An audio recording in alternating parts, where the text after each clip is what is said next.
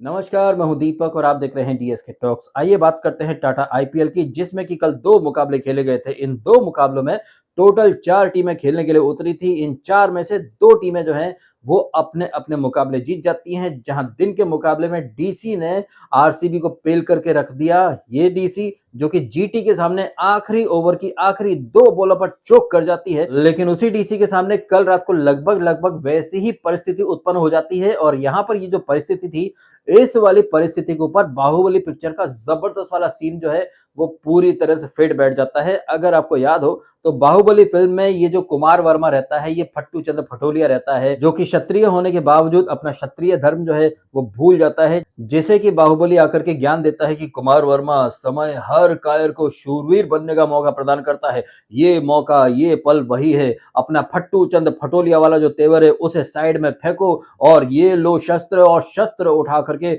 अपने राज्य के जो लोग हैं उनकी रक्षा करो। अब यहाँ पर जैसे समय ने इसको कुमार वर्मा को फट्टू चंद फटोलिया से शूरवीर बनने का मौका प्रदान करा, उसी तरह से कल डीसी और आरसीबी के मैच में समय ने एक बार फिर से जोकर नंबर 1 यानी कि डेविड मिलर को जोकर से हीरो बनने का मौका प्रदान करा। और वो डेविड मिलर जो कि जीटी के सामने आखिरी 2 गेंदों पर एक सिंगल नहीं ले पाया था, लेकिन वही डेविड मिलर जो है वो कल रात के मैच में डीसी का हीरो बनता है। और आखिरी ओवर में जहां 15 रनों की जरूरत पड़ती है, वहां पर 2 छक्के 1 चौका मार के आराम से मैच को खत्म कर देता है डेविड मिलर। जहां आखिरी ओवर में 15 रन चाहिए थे, पहली 2 गेंदों पर 2 सिंगल आते हैं, फिर रोमारियो शेफर्ड एक लोअर फुल टॉस मारता है, उस पर छक्का, फिर एक ओवर पिच, फिर छक्का और फिर एक दन दनाता चौका। और ये दन दनाता हुआ चौका मार करके डेविड मिलर ना सिर्फ डीसी को मैच जिता देता है आखिरी ओवर में, बल्कि अपने ऊपर लगे हुए अनलकी इंसान का टैग या फिर चोकर इंसान का जो टैग है उसे भी काफी हद तक धोने में वो कामयाब हो ही जाता है। हालांकि ये जो मैच था आरसीबी और डीसी का, ये डे मैच था, जिसमें कि आरसीबी की टीम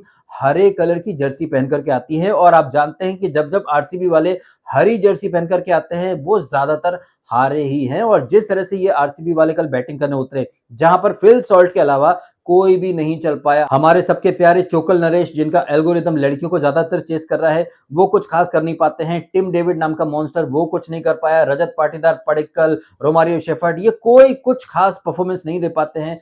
सिर्फ एक फिल सॉल्ट है जो कि 50 मारता है। और जिस तरह का ये विकेट था जहां पर की बॉल काफी ग्रिप कर रही थी, इसका अच्छा फायदा उठाते हैं लुंगी एनगीडी, अक्षर पटेल, कुलदीप यादव। एक तो ग्रिप करता हुआ पिच, ऊपर से गर्मी, तो सारी चीजें जो है वो कहीं ना कहीं आरसीबी के अगेंस्ट चली गई। और जैसे जैसे टेम्परेचर जो है वो डाउन होता गया, पिच जो है वो बैटिंग के लिए काफी अच्छी हो गई। और ये जो पिच है भैया, इसी पिच पर, इसी मैदान पर खेल करके बड़ा हुआ है केएल राहुल। अगर आपको याद हो तो पिछले बार भी डीसी की तरफ से खेल करके केएल राहुल ने कुछ 90 समथिंग मारे थे। फिर एक अलग ही जेस्चर किया था कि ये मेरा गांव है, मैं इस गांव का जयकांत शिखरे। और कहना गलत नहीं होगा कि जिस तरह से लास्ट ईयर आरसीबी के अगेंस्ट चिन्ना स्वामी के मैदान में केला का बल्ला चला था, उसी तरह से कल के मैच में एक बार फिर से केला जो है उसका बल्ला चलता है। लेकिन जैसा कि हम बार बार देखते हैं, केला जो है उसकी अलग ही एक लेगेसी है, परंपरा, प्रतिष्ठा, अनुशासन। वो अपने रन बना जाता है, फिर टीम को मझधार में छोड़ करके चला जाता है। लेकिन हाँ, यहाँ एक बात अच्छी है, जब शुरू में विकेट गिर गए, जैसे निशांका का समीर रिजवी, जो कि शुरुआती 2 मैचेस में तो बहुत अच्छा चला था, अपने दम पर उसने मैचेस जिताए, डीसी को मैन ऑफ द मैच बना। लेकिन वो जो शुरुआती 2 मैचेस थे, उन 2 मैचेस में परफॉर्मेंस देने के बाद समीर रिजवी जो है वो परफॉर्म करना भूल गया है। ये तो अच्छी बात है कि केला और स्टब्स जो है ये एक पार्टनरशिप बनाते हैं। और जब हमें लगने लगता है कि केला और स्टब्स जो है वो आराम से डीसी को मैच जिता देंगे, तभी केला जो है वो कृणाल पांड्या की बॉल पर आउट हो जाता है। हालांकि कृणाल पांड्या से पहले भुवी ने अपना जबरदस्त वाला जलवा दिखाया।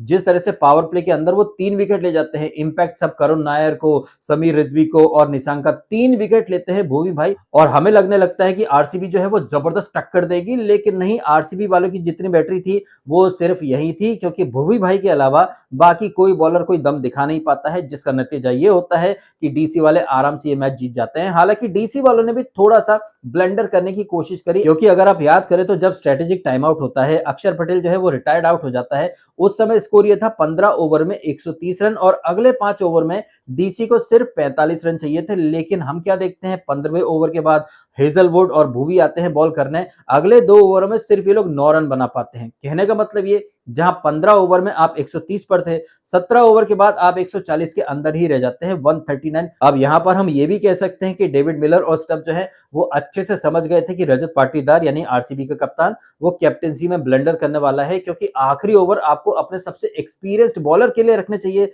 लेकिन स्टब या मिलर इनमें से किसी एक का विकेट मिल जाए, इस कोशिश में ये जो पाटीदार है, ये हेजलवुड और भुवी इन दोनों के ओवर वेस्ट कर देता है और इसकी वजह से 19वां और 20वां ओवर जो है वो कौन डालेगा, इस जद्दोजहद में फंस जाता है ये रजत पाटीदार, जहां पर कि 19वां ओवर डालता है राशिक जो कि 10 रन देता है और फिर इक्वेशन बन जाती है आखिरी ओवर के लिए 6 गेंदें और 15 रन। इसके पहले आपको 12 गेंदों में 25 चाहिए थे, जहां पर कि 10 रन लुटा देता है राशिक और आखिरी ओवर में जो 15 रन चाहिए थे वो Romario shepherd full toss over pitch डाल करके आराम से बनवा देता है, जिसकी बदौलत डीसी जो है ये मुकाबला जीत जाती है और किलर मिलर जो है वो दुनिया को दिखा देता है कि मैं इतना भी अनलकी नहीं हूं, इतना बड़ा वाला भी चोकर नहीं हूं जितना कि आप लोग मुझे कहते फिरते हो। तो कल के मैच में किलर मिलर ने अपना दम दिखा दिया। अब बात करते हैं एसआरएच और सीएसके। वैसे इस मैच के बारे में बोलने के लिए कुछ बचा नहीं है क्योंकि सीएसके और केकेआर इनका लगभग एक जैसा हाल है। हालांकि सीएसके की टीम के लिए एक अच्छी बात है कि वो पॉइंट्स टेबल में नंबर 7 पर पड़े हुए हैं और नंबर 7 जो है वो तो सीएसके फैंस के लिए दिल जिगर किडनी से कम नहीं है। बात तो सही है। तो सीएसके वाले हार गए या जीत गए क्या फर्क पड़ता है, आप लोग नंबर 7 पर बैठे हो और 7 यानी कि थाला फॉर अ रीजन। और इन्हीं थाला यानी कि महेंद्र सिंह धोनी की 5 बार की चैंपियन टीम सीएसके जिस तरह से कल हारी है, 194 रन का टारगेट है, 194 आप चेस कर रहे हैं लेकिन कोई इंटेंट ही नहीं है। ले दे करके वो आयुष मात्रे और वो थोड़ी देर के लिए मैथ्यू शॉट, इन दोनों ने ही थोड़ी सी फाइट करी है, अदरवाइज संजू सैमसन एक छक्का मार के आउट हो जाता है। गायकवाड़ साहब, अरे भैया उनके बारे में जितना बोला जाए वो कम ही है। गायकवाड़ साहब, रहाणे और हार्दिक पांड्या ये 3 सबसे लजाऊ कैप्टन बन चुके हैं, खुद भी कुछ नहीं कर रहे हैं, टीम भी कुछ नहीं कर रही है। वहीं एसआरएच की बात करें तो एसआरएच के लिए जो पिछले मैच में हीरो बने थे 2 लड़के, प्रफुल्ल हिंगे और वो कौन था, साकिब, ये कल के मैच में कुछ खास कर नहीं पाते हैं। दोनों को एक-एक विकेट मिलता है लेकिन सबसे ज्यादा विकेट लेता है मलिंगा जो कि आई थिंक 3 विकेट लेता है। वैसे 3 विकेट तो जेमी ओवर्टन भी लेता है सीएसके के लिए, 3 विकेट तो अंशुल कंबोज भी लेता है सीएसके के लिए। कहने का मतलब यह है मेरा कि सीएसके की तरफ से बॉलर्स जो हैं अंशुल और ओवर्टन,